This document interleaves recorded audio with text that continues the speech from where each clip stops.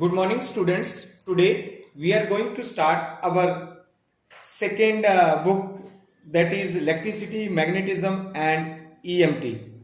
In this book, as per the course prescribed by the Himachal Pradesh University, Shimla, we have 4 units and it contains 10 chapters: vector analysis, electrostatics, electrostatic potential, electric current and invariance of charge, magnetism, field of moving charges, capacitors and properties of dielectrics, electrostatic fields in dielectrics, magnetic field in matter, Maxwell equation and electromagnetic wave propagations.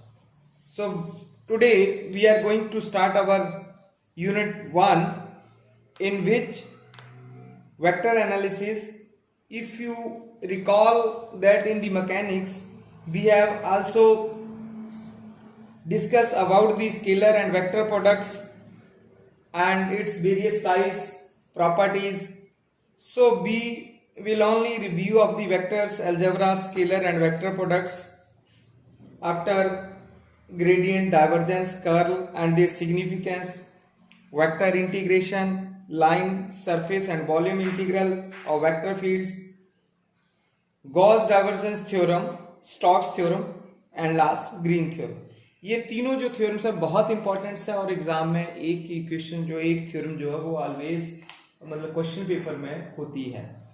तो today we are just going to start या review about the field, क्योंकि हमारे पास electricity है, magnetism and EMT है, तो field का जो मोस्ट इंपॉर्टेंट जो टर्म है यहाँ यूज होती है. So we are starting with this definition of the field. As we know that if a physical quantity, it may be scalar or vector, varies from point to point in space. In space की बात करता हूँ, 3 dimensions की बात करता हूँ. It can be expressed as a continuous function of the position of the point in a region of space. Such a continuous function is called the function of position. The region in which this function specify the physical quantity. Physical quantity means scalar or vector, may be density, may be electric potential, may be distribution of temperature, it may be electric field intensity, it may be magnetic field intensity or gravitational. बहुत सारी है, velocity, oscillations, angular momentum, बहुत सारी है हमारे पास. Okay, so the definition of the field is the region in which this function specify the physical quantity is called the field. Basically we have 2 type of fields, one is the scalar field and other is the vector field.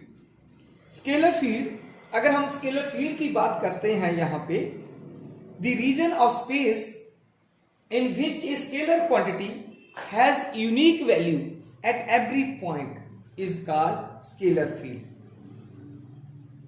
The region of space in which scalar quantity has unique value at every point in space is called scalar field. It mathematically it can be represented as phi is equal to phi r. r मेरे पास मैंने पहले भी बोला है कि in space है तो x y z coordinates हो सकते हैं.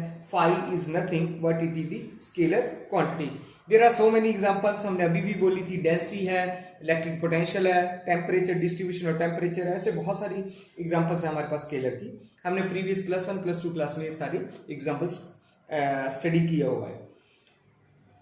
If in case of the scalar field, surface corresponding to equal value of scalar quantity can be drawn. These surfaces are known as level surface and each level surface has a definite constant value of the scalar quantity. Two level surface cannot cross each other and there is a constant difference between the value of the scalar quantity for any 2 successive level surfaces. Next आता है हमारे पास vector field. The region of space in which a vector quantity has unique value. अब कौन सी vector quantity? Both magnitude and direction. Unique value कौन कौन सी हो जाएगी, मैग्नीट्यूड की भी और डायरेक्शंस की भी। At every point in called the vector field, या मैं ऐसे भी बोलूं इसको, the region of space in which the vector quantity has a unique value at every point is called vector field. So it can be represented as a vector is equal to vector a, or a is equal to a vector form में, क्योंकि vector तो vector form में ही रहेगा, x, y, z. a is nothing but it is a vector quantity. So there are so many examples of vector field, that is the gravitational field, magnetic field intensity, electric field intensity, velocity of a flowing fluid, बहुत सारी है. In the vector field, the curved line, the tangent to which at any point gives the direction of the vector quantity is known as vector line or line of flow or flux line. ये बहुत important है जो मैं बोल रहा हूं, इसको दोबारा फिर सुन लो. इन वेक्टर फील्ड में क्या है हमारे पास, the curved line या tangent to which at any point gives the direction of the vector quantity. जो टेंजेंट होगा किसी भी पॉइंट पे, हमें डायरेक्शन देता है उस वेक्टर क्वांटिटी की, जिसको हम लोग क्या बोलते हैं, वेक्टर लाइन बोल देते हैं, लाइन ऑफ फ्लो बोल देते हैं, या फ्लक्स भी बोल देते हैं. अभी हम डिटेल में स्टडी करेंगे, फ्लक्स की भी करेंगे, कर्ल की भी करेंगे, डेल की भी करेंगे, ठीक है, डाइवर्जेंस जिसको हम बोलते हैं, वो हम वन बाय वन डिस्कस करेंगे. नेक्स्ट है हमारे पास डेल ऑपरेटर. ये बहुत इंपॉर्टेंट है, del operators. The del operator is nothing what it is a vector differential operators. हम इसको वेक्टर ऑपरेशंस बोलते हैं. बेसिकली इसकी इंपॉर्टेंस क्या है हमारी डेली लाइफ में, because it simplify of algebraic operation as well as expression involving the derivatives of scalar and vector fields. The del operator is symbolically represented by inverted delta.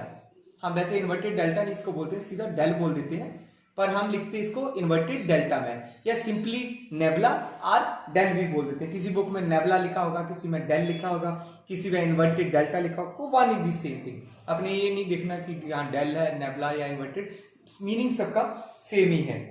अब जो del operator है is treated in A vector is given by del is equal to I curly upon curly x plus j cap curly upon curly y plus k curly upon curly z.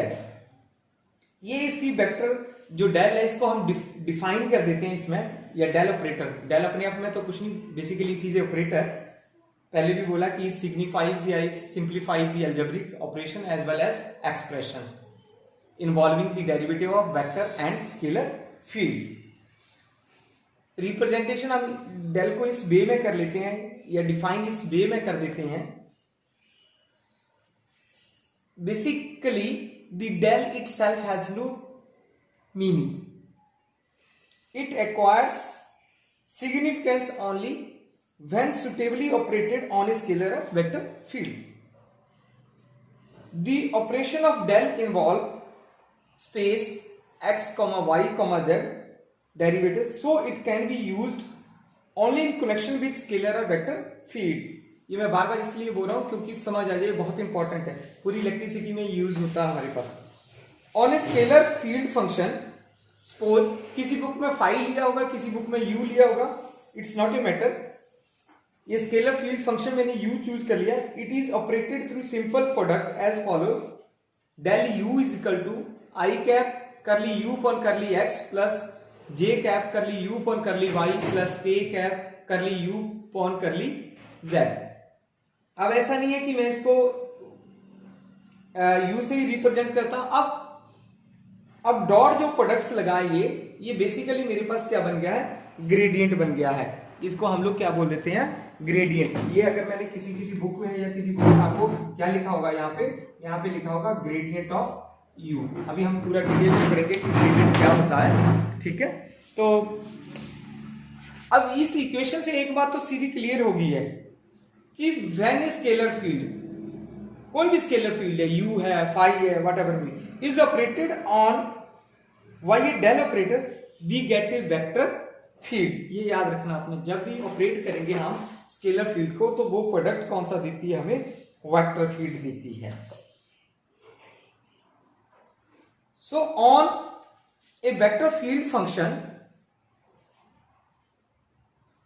E, it may be operated either through scalar product or vector product. So divergence of या del of E भी बोल सकते हैं, basically इसका नाम divergence है। Divergence of E is equal to del dot E is equal to, representation है चाहे डेल डॉट ई लिख लो या डाइवर्जेंस ऑफ E लिख लो, सेम ही थी। Curly E x upon curly x plus curly E y upon curly y plus curly E upon z upon curly z. This is a scalar, is a vector field, is a vector field. So उसके बाद हम क्या करते हैं, अभी curl of E define करेंगे कि क्या होती है। Before discuss to curl of E, we would like to explain the gradient of a scalar field. When a scalar field U is operated upon by a del operator, we get a vector function which is called the gradient of a scalar field, and which can be written in gradient U is equal to del U is equal to iota curly U upon curly x plus curly j curly U upon curly y plus k curly U upon curly z। अब जो gradient of U है वो vector quantity है। A field expressed of a field expressed as a gradient of a scalar field function is known as laminar field. So some of the examples of vector quantity which are expressed as gradient of scalar fields are, most important है gravitational force। जो gravitational force होती है F is equal to minus curl of U, where U is nothing but it is gravitational potential energy. Second आती है हमारे पास electric field due to static charge distribution, वो E is equal to minus del U B आती है, where B is a scalar sorry electric potential. या मैं mathematical इसको कैसे लिख सकता हूं, मैथमेटिकल हम इसको इस वे में लिख सकते हैं, F is equal to minus del U। ठीक है, ये फोर्स है मेरे पास, वेक्टर फॉर्म है तो मैं वेक्टर फॉर्म यहां लगा लेता हूं।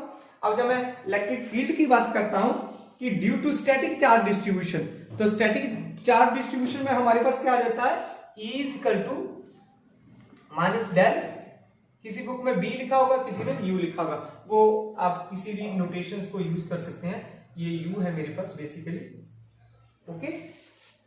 तो ये हमारे पास एग्जांपल्स है, जो V है वो नथिंग इलेक्ट्रिक पोटेंशियल है और जो U है वो ग्रेविटेशनल पोटेंशियल एनर्जी है। नेक्स्ट है हमारे पास कर्ल E। अब जब डाइवर्जेंस की बात आती है, डाइवर्जेंस ऑफ E, तो मेरे पास डॉट प्रोडक्ट्स होता है, ये ध्यान रखना।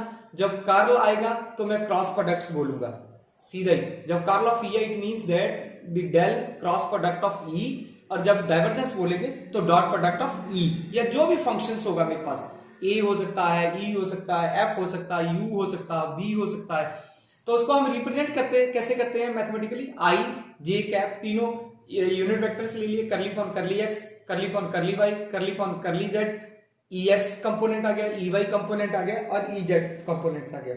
ये जितने भी अब मेंशन्ड ऑपरेशंस है मेरे पास, वो बहुत इंपॉर्टेंट रोल प्ले करते हैं in the description of the physical phenomena.